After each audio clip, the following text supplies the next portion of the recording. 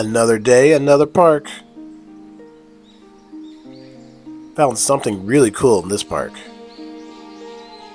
Newly molted cicadas. See them climbing out of their old shell? Clinging to that tree. They even got a wetness to their new exoskeleton as they try to harden in the sun.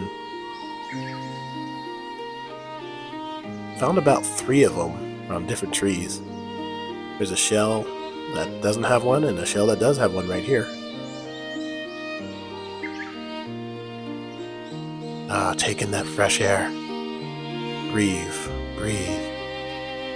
Anyways, it was really cool to see these. Like, I've seen pictures of these guys, but I've never seen one like outside, outdoors in nature. So this was a really cool experience.